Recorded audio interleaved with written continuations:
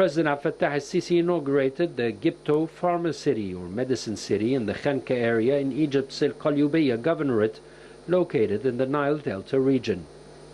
Covering 180,000 square meters, the city is one of the largest of its kind in the Middle East and is equipped with the latest technologies and global systems in drug production. The Medicine City was established with the aim of increasing cooperation between the state and the private sector in order to transform the country into a regional center for pharmaceuticals that will attract major international companies in the field of pharmaceutical and vaccine industries. At the beginning of the ceremony, Prime Minister Mustafa Madbouli delivered a speech saying that Egypt has achieved self-sufficiency of drug production by 88%. The Premier added that the country is close to localizing insulin production so as to make the country limit its importation of the product. The Prime Minister also said that Egypt targets launching a plasma production factory by the end of 2022. During the inauguration, President al-Sisi stated that the ability to manufacture pharmaceuticals goes beyond the idea of cost or economic gains. He added that the country is prepared for everything necessary to localize the drug industry in Egypt. The President also noted that the country will work on manufacturing oncology drugs to meet 100% of the demand, whatever the required technology and raw material. Worth mentioning that the Medicine City will allow citizens to obtain high-quality, safe drug treatment and prevent any monopolistic practices, as it will also control medicine prices. The Medicine City, one of the largest in the Middle East, is equipped with high-tech machines used for quality control, cleaning and food manufacturing, as it uses the latest technologies, machines and technical means. While the city manufactures medicine related to the coronavirus, its main priority is producing medicine for chronic diseases so that they can be available at affordable prices to Egyptian citizens. Welcome back, and we're joined in the studio today by Dr. Gamila Nasr, a professor at the Faculty of Medicine. Good evening to you, ma'am. Hello, how are you? How are you? I'm very happy to be through your perfect image of Egypt. That's the Nile TV International. Thank you so much for joining us. Thank you so much. Thank you. We're going to be talking today about, obviously, the pharmaceutical city that the President inaugurated. Since assuming the political responsibility of the country, the President set a priority as 2030 as a target for a lot of big projects and a lot of changes, especially within the health services and sector itself.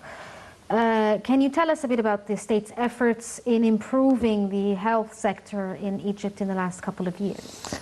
Actually, there is amazing efforts in the field of medicine, because there is a very important concept is that to prevent diseases, and this is very important. This is maybe the first point, which is very noticeable, because as we can see, there was a lot of effort through the prevention by doing, for example, the 100 million health initiatives, and it covered millions and millions of Egyptians. Yes. So it's really very important to invest in the health of the Egyptians, and this is very important. I'll tell you a very important item, that how the Egyptians die. Why do they die? Yes. They die from chronic diseases, and maybe the cause of death of 86% of the Egyptians is due to chronic diseases. Yes. It is not due to infectious diseases, and this is the core fact that we have to consider. This what the country has, the officials have considered very much, that they have to look for the chronic diseases. My second step is that when you are talking about health in the WHO health means that prevention, then prevention, then prevention, and lastly cure. Yes, definitely. So definitely you have to look for prevention of disease, and this is very important. You have to look for the risk factors. And then you can treat them. You have to invest in the health of the Egyptians. So many initiatives will be taking place. One of them is the 100 million initiatives looking for the risk factors. Maybe they covered more than 90 million of the Egyptian looking for diabetes, for hypertension, for obesity, for many chronic risk factors.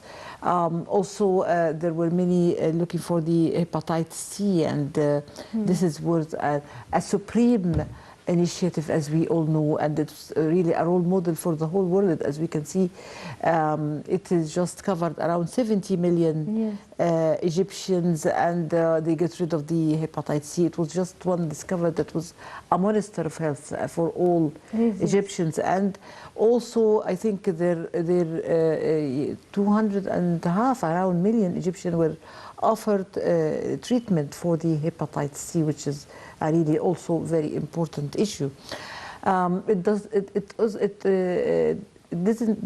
It also extended to Africa, as we all know that more than 1 million African had was treated for hepatitis C. So this is very important as well.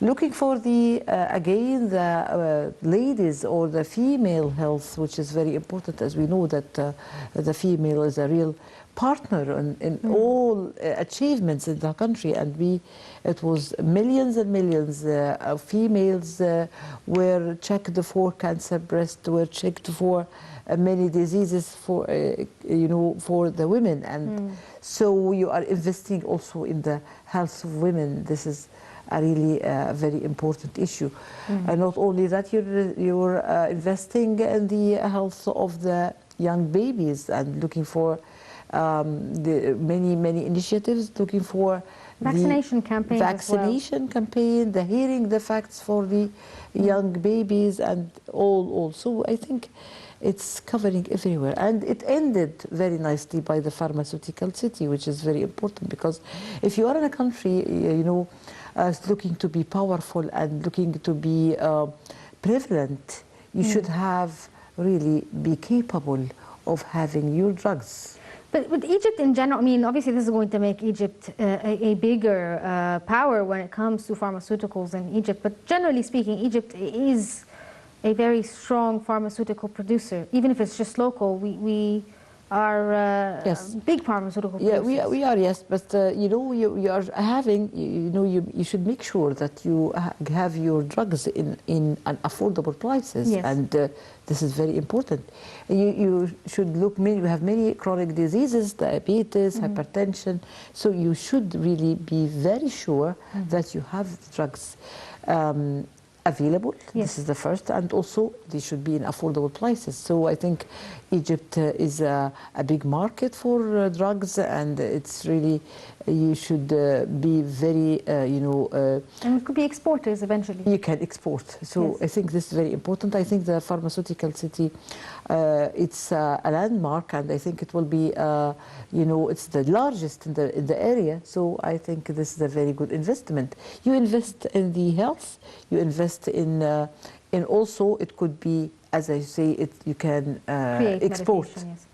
What about research? I mean, is the medical city going to be a research hub as well? Can we see, for instance, like right now, there's a vaccine race to vaccinate as many people as possible in COVID-19. Do you think Egypt will also be a leader in this field, at least within the region, within the next few years? Yes, I think so, because you are talking of a large pharmaceutical city. You should think of research. Yes. And by doing some researches, you're able to control your, your drugs, the drug market, your, the affordable, that the drugs is not always all the same in all ethnic groups, because maybe the drugs for in Egypt is different from the United States, from the Europe, and from Asia. So I think you have to tailor your drugs to what the genes say about Egypt.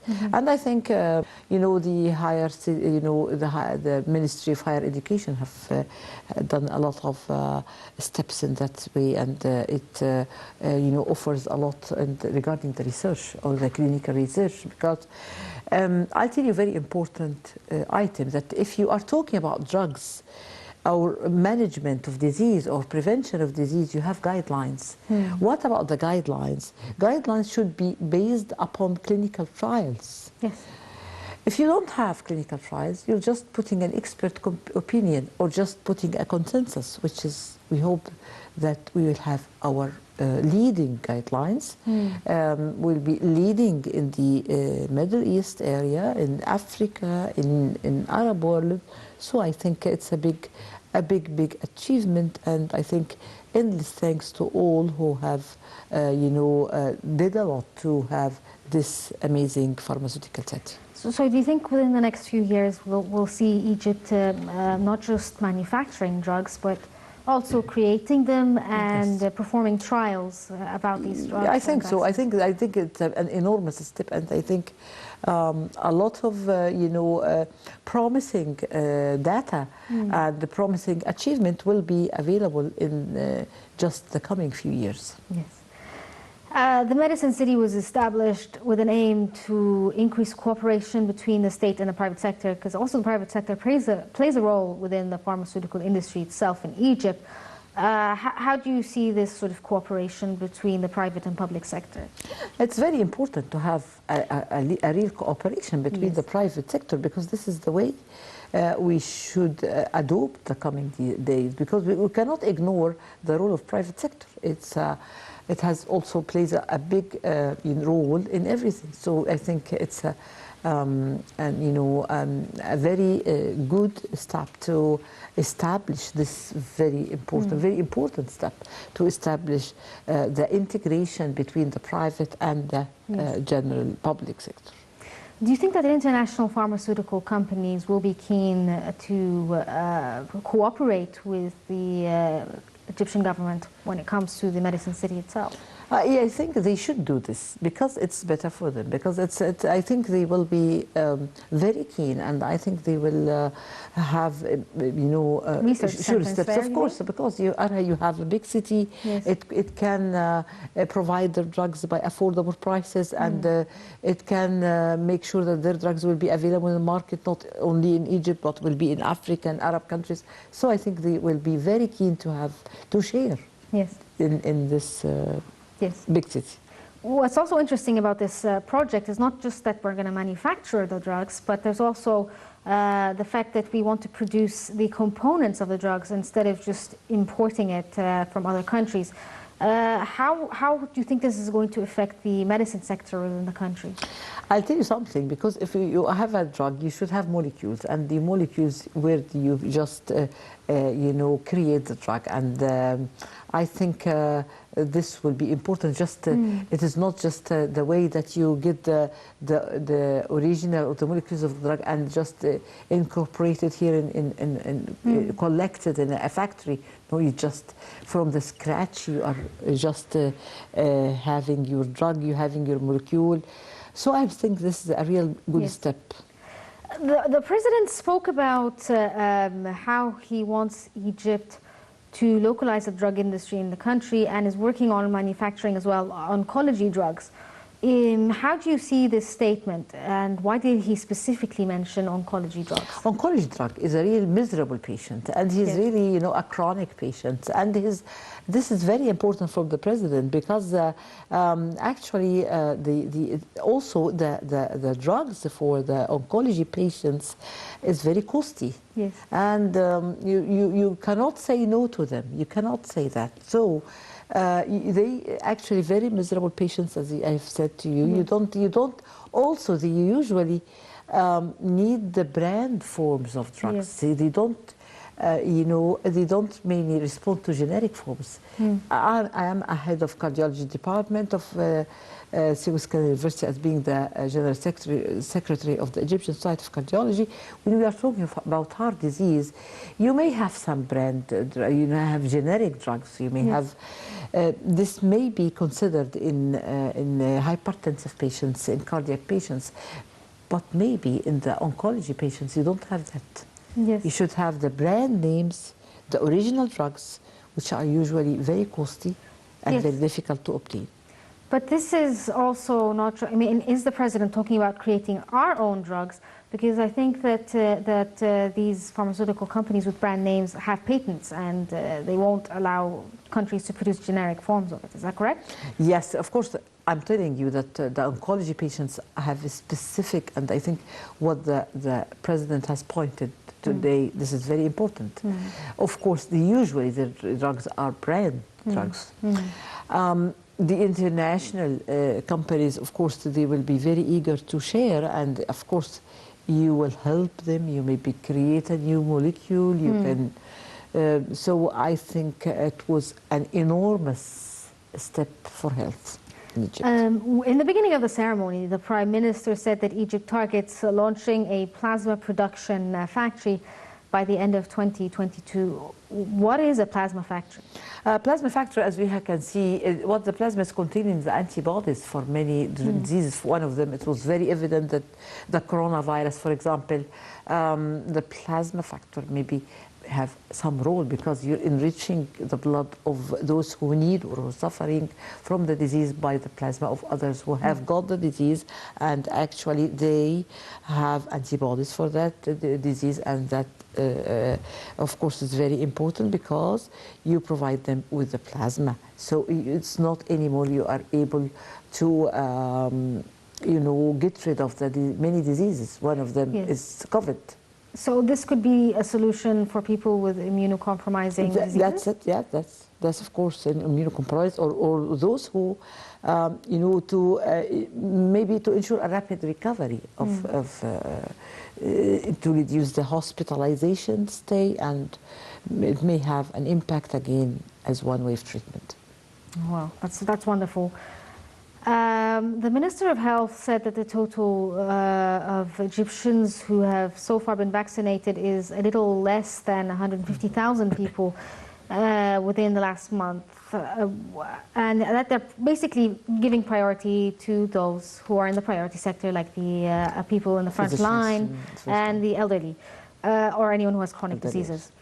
How do you see this? And do you think that within the near future we're going to start seeing a faster pace of vaccination? I know this is a global problem. It's not just an Egyptian problem. It's not a global problem. I tell you something, the vaccination will not end the story. You have to have your precautionary measures as well. So, but it just, it improves, of course, the state of the disease. It ameliorates its effect on health. It decreases you know, the severity of disease, so the patient will be less liable to be you know, put in ventilator or whatever. So I agree with you that this is very important because the vaccination pace, I think, in the coming years, in the coming days, will be much more faster. Myself, I have received the vaccine around 1 month ago. I have the first dose, and I think that's all of the... No side effects? No, I didn't have. Thank you. Thanks God. Good. It's very, very... I didn't have side effects. That's good. So I think there is the coming... I had met a lot of people, and they all are very eager to get the vaccine. Yes. And the Ministry of Health has had talks with the Chinese about manufacturing vaccines as well here in Egypt. Do you think this is going to happen? And if it does, and the Chinese side does agree to this, will it improve the vaccination within the country, and we'll see numbers increasing? Yes, of course, because you have your vaccine. You're not just be waiting for the, you know, the pulses of the vaccine to come. You will manufacture by itself. Maybe you can export to what's surrounding. Yes, we hope so, and we hope that the COVID-19 will be away. We hope that will happen. If you raise the community awareness, if you raise the immunity of the community by the vaccine, I think it will be away. The country, I mean, the Minister of Health said that she has directed for an increase in the number of vaccination centers. It was originally 139, and now we're going to triple it at least. And that each center will provide at least 100 daily doses to citizens. Can you tell us more about these efforts, and will we see these numbers also increase when it comes to the number of centers and the number of daily vaccines provided? Yes, I think you know a lot of achievement have been regarding the vaccination of the first line, as you have said. There is a vaccination of the elderly, and I think many elderly people have been vaccinated already. Those with chronic diseases also were vaccinated, and I think in the coming you know months, or we'll have an increasing number of vaccinated population. But I have to stress very important item. It's just the matter, not the matter of vaccination only, because you should look for the precautionary measures as well. You should wear the masks. You should adopt a healthy lifestyle. You should prevent chronic diseases, and this is what the country officials are doing through the Ministry of Health, and looking for the chronic diseases. Yes. And this is very important. It has to go hand in hand. Moving on from the idea of COVID is quite sad.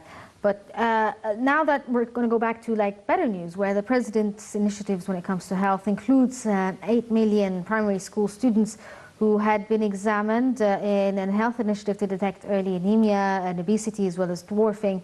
How do you see this, and does this mean that we can prevent chronic diseases in the future when it comes to these younger generations? Yes, of course. I think I'll tell you something very important. You can prevent, because I am myself, I'm the president of the preventive working group of Egyptian Society of Cardiology, and I am Africa representative in the International Society of Cardiovascular Disease Prevention. I'll tell you very important item. You can prevent disease, of course, and you can, if you have can adopt healthy lifestyle, you can in yourself prevent 80% of going to the tertiary centers, the primary centers, looking for a doctor. I'll tell you a very important equation. I love it. I just say it every day. Yes. There is an equation of the European Society of Cardiology for prevention, and says that 035 140530. What does it mean? So it means that people who stay healthy tend to have certain characteristics. Yes. 0 stands for no smoking, and 3 for walking 3 kilometers a day, or 30 minutes any moderate activity. You should have 5 vegetables and fruits a day, and 140 stands for hypertension. 53 stands for lipid profile, and 0 no prevention of diabetes, prevention of obesity. So if we all adopt this amazing equation, 035 140530, I think the whole population will be different, and we will have less. We are talking about Egypt. Egypt number 23 all over the world for ischemic heart disease. Egypt is the fattest country in Africa. We should look for that, and obesity have a lot of complications. Egypt is number 8 or 7 on the world for diabetes, and many other risk factors. So I think this is very important. About a year ago, COVID-19 spiraled out of control across the world, and we saw countries being hit very, very hard by it. To this day, there are lockdowns across the world when it comes to COVID-19. And a lot of health systems buckled under the pressure of the COVID-19. How do you see the crisis itself when it comes to, obviously, developing countries must be handling it much worse than anyone in the developing nations, even though the developing nations are facing difficulties themselves. How do you think globally things should change when it comes to combating a pandemic? Right now, we're seeing, for instance, vaccine nationalism. It's a different story. We have seen many countries in the whole world were hit very hard. Yes. Fortunately, in Egypt, I think we had a little noticeable harm. I don't think we didn't have a lot of, problem. And I'll tell you something that before the crisis had happened, before the epidemic of COVID-19, we had some hospitals, we had the infrastructure of health has improved, and maybe I'll tell you very important that the structure of health system improved a lot. We have the insurance hospitals, and we had new hospitals built, and I think we cannot. I think the world so far could not understand how some countries have been hit very hard, and but on the other hand, other developing countries had less effects. But I mean, like on a global level, not just on a local level, how do you think the world has learned from this pandemic? I mean, I personally don't see that the world has learned much, especially when it comes to vaccine nationalism. Like, certain countries don't want to give out vaccines to other countries because they want to start off first. Do you think that the world is going to change? We hope that it will change. We're hopeful. I don't think. We hope that they will change, but actually, I think we have learned a lot from this pandemic. Or this is amazing COVID-19. I think you've learned that you have every day to learn. We have learned that the scientific research is very important. Yes. We have learned that the drug industry is very important. The medicine, the pharmaceutical city is very important. We have learned a lot that you should. We have learned that prevention is a very important concept. Unfortunately, we're running out of time, and now we're going to have to cut off because there's a news bulletin coming up. So, Dr. Gamila Nasr, professor at the Faculty of Medicine, thank you so much. Thank you so much. Thank you. Thank you very much. Nice to be with you always. Thank you. Thank you so much. And this brings us to the end of this episode of the Daily Debate. But stay tuned for more updates on Nile TV.